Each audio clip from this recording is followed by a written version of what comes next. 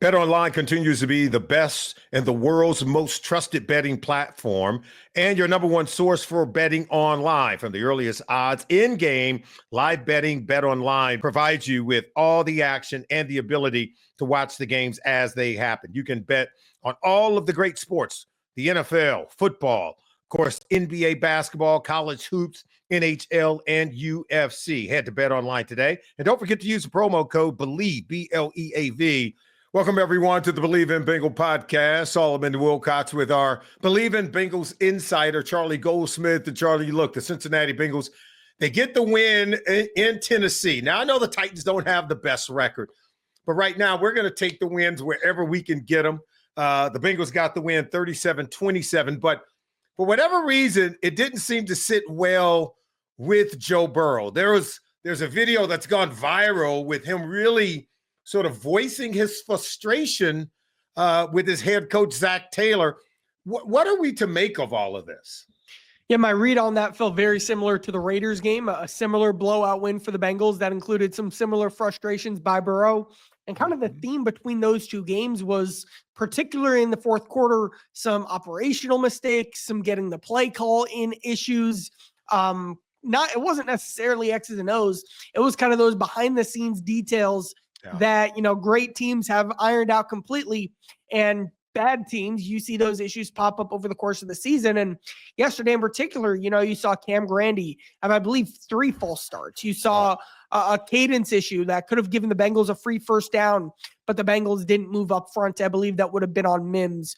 You saw a bunch of little moments like that where, to me, those were reminders. Is still a really young team, and that's kind of why they're 6-8, how far they have to go to get back to being where they need to be. It's, a lot of great stuff happened yesterday, particularly on the offensive side of the ball, but they're still not clean. They're still not there yet from a down-to-down perspective, and that's been a theme all season with especially their young players. And look, the game got off to that kind of start. Gandy had a false start on the very first play of the game. And I just saw Joe Burrow. He just took the ball and just threw it to the ground. You could tell he is, and I think I don't want to sort of misunderstand him here, but I've covered Tom Brady. I've been in production meetings with Tom Brady, Peyton Manning, with some of the best quarterbacks the game's ever seen. And when I tell you that they are all wired like this, that they have a really high bar of expectation, particularly for what we call procedural or operational things. It's one thing if you drop a pass. It's another thing if you miss a block. But it's another thing just from not being able to get lined up, not being able to get the ball snapped, can't even get a playoff before we go from 1st and 10 to now 1st and 15. You and I both know the real most competitive quarterbacks in our league, and the coaches as well, these are the things that drive them mad. And to me, that's coaching. That's the number one thing I look at. I think from a scheme perspective, the Bengals have done a fantastic job with their passing game in particular this season. When you look at kind of the flaws of the offense, I'd start with the offensive line, but then where I go to next is, again, these procedural operation issues that you're seeing pop up consistently. Again, I point to the youth of the team in the depth in particular, something that Zach Taylor and the coaching staff hasn't done a good enough job coaching out of the young guys they have filling in pretty important roles. Now, I want you to fill in the missing pieces here, because this is something that I've always touted as a strong point for Zach Taylor, because since he's become the head coach, this Cincinnati Bengals have one of the most least penalized teams in the NFL. It was not reflective in what we saw week 15, where combined both teams had 25 penalties, 10 turnovers for over 200 yards in penalties. It was a cluster, as you well know, but that was something that's very uncharacteristic of a Zach Taylor coach Bengals team. Yeah, they've been elite at avoiding penalties. Yep. I would expect a part of it too is if I went into the weeds in particular, I'd see that especially the last 2 weeks, there have been crews that just have the tendencies of calling a lot of flags in particular. Okay. There are some crews that it's a pass interference 1 week and it's not a pass interference the next, kind of like a strike zone in baseball. Every umpire has a different strike zone, but there are some things as well. again, Mims, especially with cadence, has been a theme this year. You have a guy like Cam Grandy who is in a role that no one was expecting him to be in, but he's not necessarily ready to win in that moment from a technique and from a detail standpoint. You look at Jermaine Burton, obviously he's not playing much anymore, but he wasn't running the plays the right way in a lot of important situations, and that led to him getting benched. So you do see that theme on offense reflected as a whole, and that, is, as you said, the easiest way to frustrate a quarterback.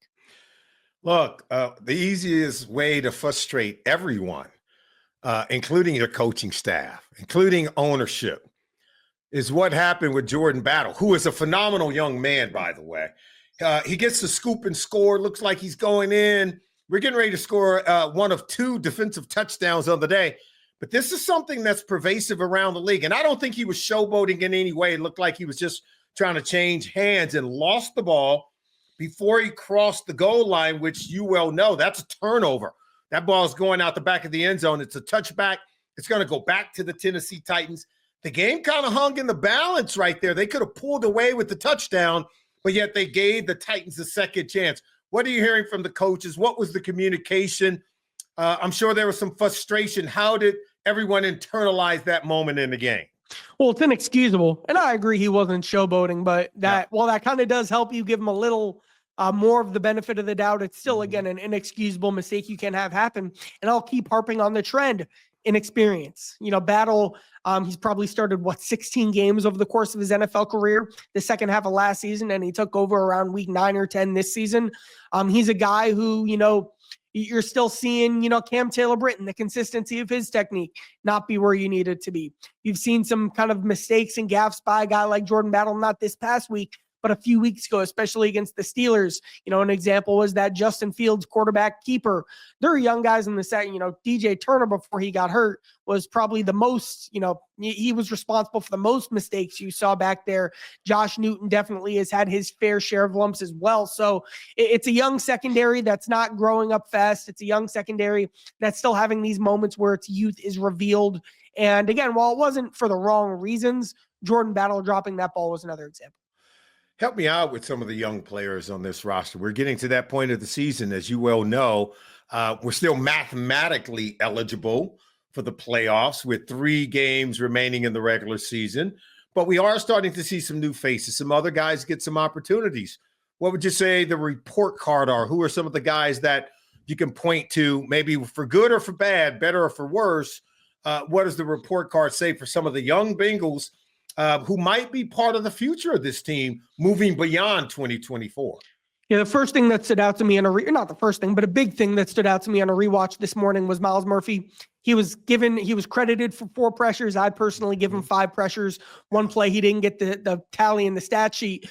He was bull rushing through J.C. Latham, who's the biggest offensive tackle I've ever seen. He had a rep lined up at defensive tackle. He looped around the edge and had a really nice move there. He showed speed, chasing down the quarterback. Really solid, sturdy game from Myles Murphy, doing a lot of different things well. Make sure you give McKinley Jackson credit for forcing the fumble that Jordan Battle dropped, and not just forcing it twice by staying in the play and kind of pursuing the running back as they both chase the ball there. Josh Newton, it's been a little tougher. You've seen penalties be a theme with him. There was the missed tackle against Tyler Boyd, who, we all love Tyler Boyd, but not a guy who makes guys miss in space. That's just not a part of his game, something you can't have from Newton. Does seem to have a few of those rookie mistakes a game.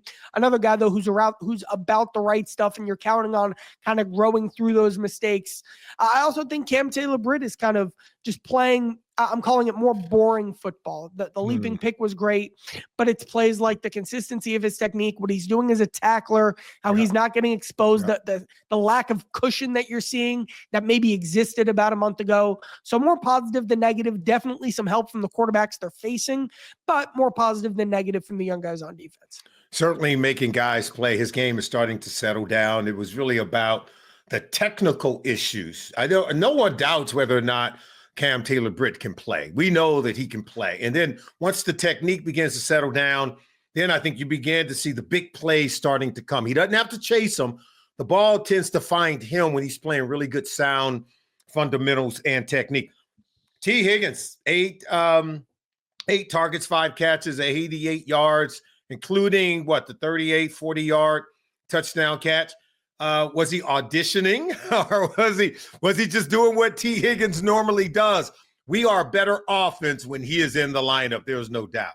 Yeah, not that Joe Burrow is going to do this, but maybe he will in January when he goes up to the ownership suite to make the official pay T Higgins case. Yeah. That 38-yard touchdown is the first play I'd show him because, the Cordell Volson got whipped. The offensive line was terrible on that play.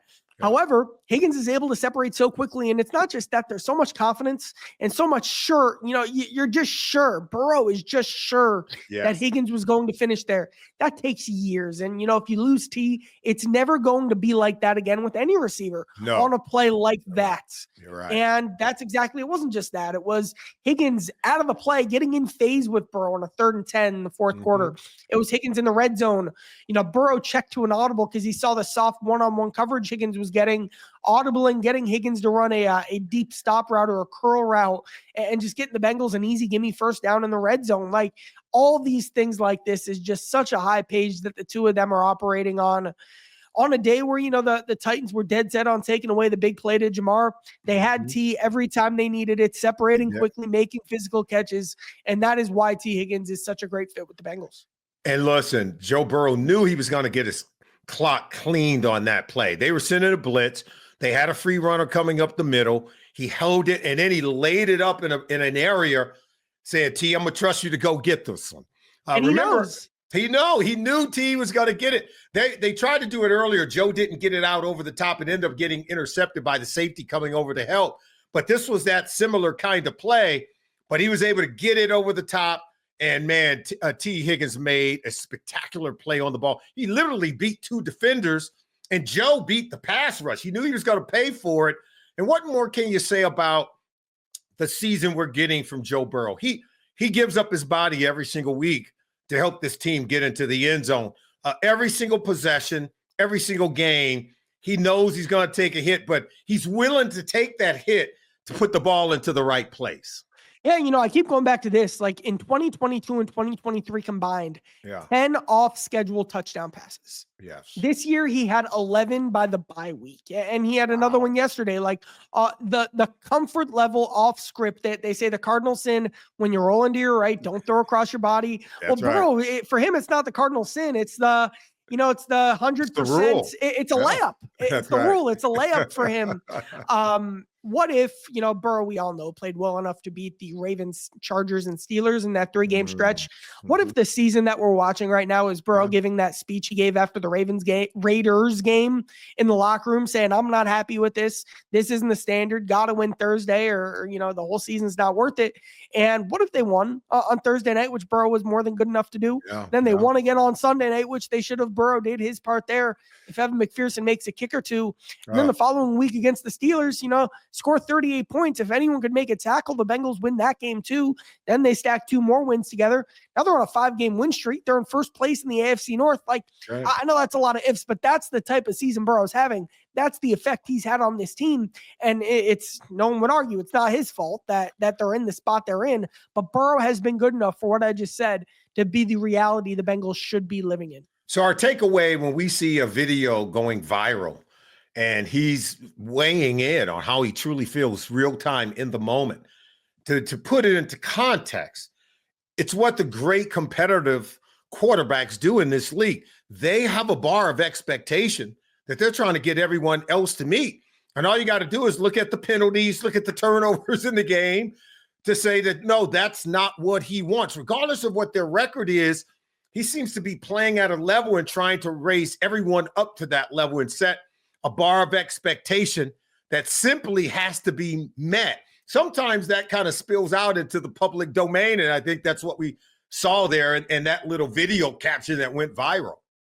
So something Zach Taylor said before is Zach Taylor keeps like detailed notes about every single detail about everything in the Bengals offense. And he'll spend an hour breaking down like 3 plays or something. Burrow's the kind of guy, he sees it and he gets it. And what makes him Joe Burrow is his ability to know exactly where all 11 guys on the field are and where all 22 guys and exactly what they're doing and where they're looking without even really thinking too much about it. Kind of like a photographic memory type of thing. Like Burrow just gets it. And part of the story of the season has been Burrow having more confidence in expressing his opinions about everything from T Higgins to the details in the offense to the way the offense is operating and everything like that. It's probably because Burrow's right. Like, no offense to Zach Taylor or Dan Pitcher or any coach, but Burrow just gets it. And you really do trust what he's seeing. And I think that's a big reason they've just empowered him so much to continue to raise that voice, because he's really going to be right more often than not. And if he's not right, you know what? At the end of the day, I can live and die with that. I'm going to share a story with you about what John Fox, who was the head coach of the Denver Broncos when Peyton Manning left the Indianapolis Colts to go to Denver. He got a call from the offensive coordinator who had been with the Colts for years, Clyde Christensen, as well as Tom Moore, who ended up coaching Tom Brady with Bruce Arians when the Tampa Bay Buccaneers won their Super Bowl title during the 2020 season. And Tom Moore is one of the great football minds in the game of football, in the National Football League. So he called him and said, hey, here's what you guys need to do for Peyton Manning. And they were like, okay, yeah, we got our whole staff here where they had him on speaker. And he told them, give him whatever he asked for. Do whatever he wants to do. Your job is to assist him and to help him run the offense he wants to run and execute the plays that he wants. He knows what he wants. He knows how he wants to do it. All you have to do is give him everything within your power to help him be the best player he can be, that he knows how to figure it out, and he's going to win for you. And that's exactly what Peyton did. He was one of the few quarterbacks like a Tom Brady, won for one team, goes to another team and won a Super Bowl for the other team. And I just believe that Joe Burrow right now, given his experience, he's at that level right now in his NFL career. So, like, I also follow baseball, and something I've thought about was the San Francisco Giants. They fire their president of baseball operations, and who do they hire? Buster Posey, who's never worked a day of his life in a front office. But you know what? They knew when he was in the building, he was right more often than not. That's right. And he just had it. And I think Joe Burrow just has it in the same type of way to where he won't. Don't take this the wrong way. He could retire tomorrow. He could retire in 10 years from now and just immediately start running an NFL team or being the head coach of an NFL team. And that's kind of what makes this special, is like Brian Callahan doesn't get to hand his franchise over to Will Levis and empower him to make all these decisions, because Levis doesn't quite get it in that same way. And Burrow does. And Burrow, his opinion on whether or not to take the ball in the coin toss or whether or not to practice indoors or outdoors on a 30-degree rainy day on a Thursday, like Burrow just has the feel for that kind of stuff. And those are such big reasons why he's having the individual season that he's having. And I'll just say this lastly and allow you to weigh in. As much as we respect someone like a coach Bill Belichick, who grew up in a home where his father was a coach, and he just learned at the knee of his dad and became this great coach, almost this football savant, if you will.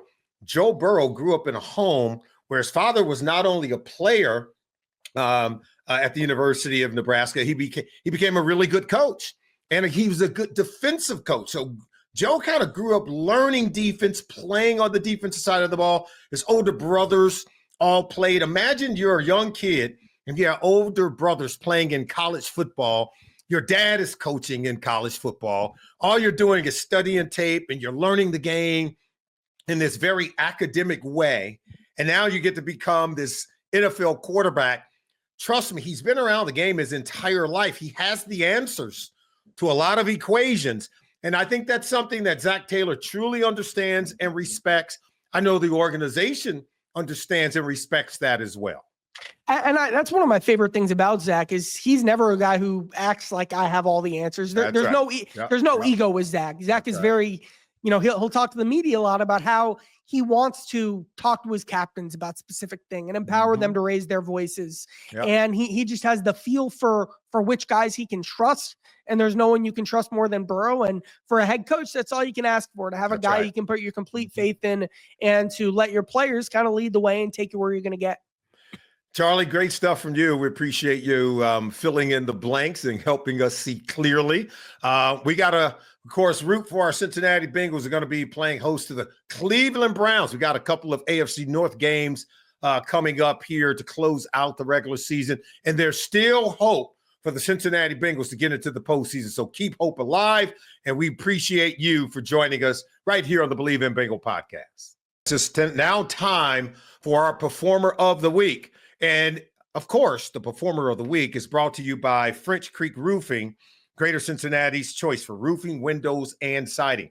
I would think that the Cincinnati Bengals Performer of the Week have to be T Higgins, of course, who hails from Oak Ridge, Tennessee. So he was going back home during this Week 15 game against the Tennessee Titans, where the Bengals came away a winner, 37-27. T Higgins was putting in that work.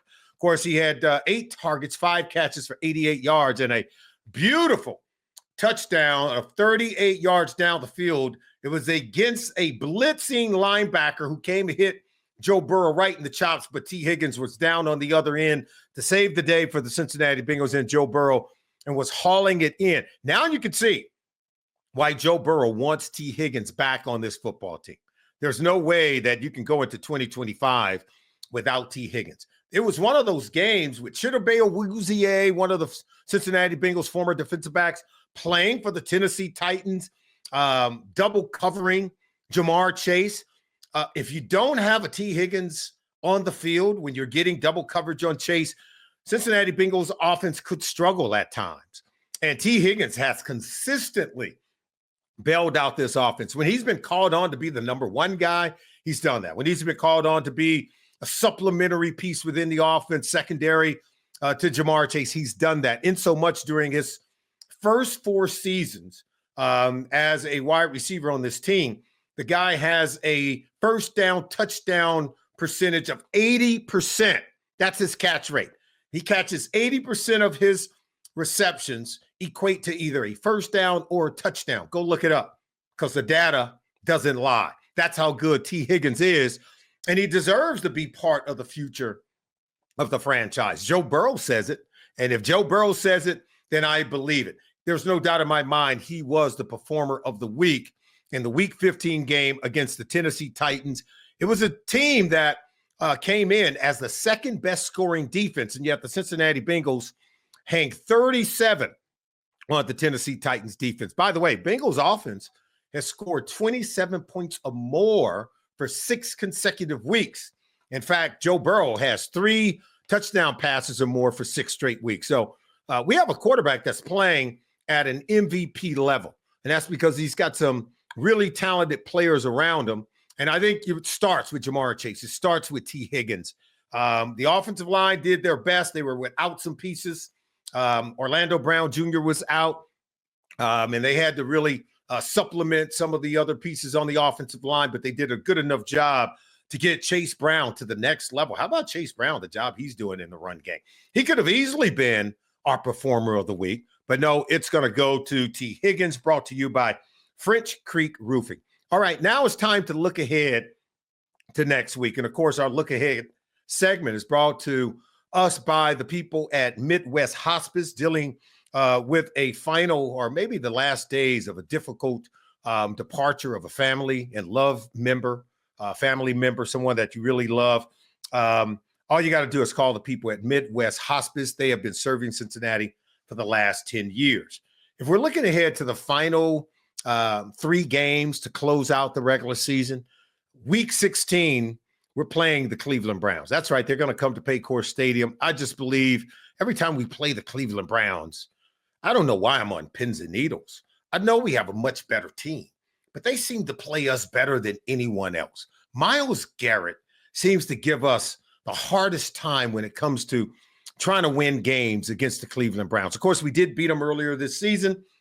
It's still not known if Jameis Winston's going to be the starting quarterback in this one, or if it's going to be the young quarterback, Dorian Thompson-Robinson.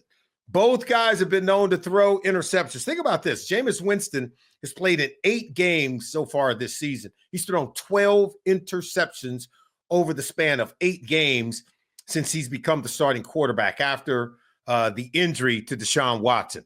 So Cincinnati Bengals defense, get your hands ready to catch the ball because Jameis Winston is going to throw you the ball. The guy's a big-time player at the quarterback position, but he's prone to throw interceptions. So as we look ahead to next week's game against the Cleveland Browns, I think it's going to be on the Cincinnati Bengals defense to come up with a few turnovers. And, of course, we got to block Myles Garrett. Don't forget to join us next time, everyone, right here on the Believe in Bengals podcast.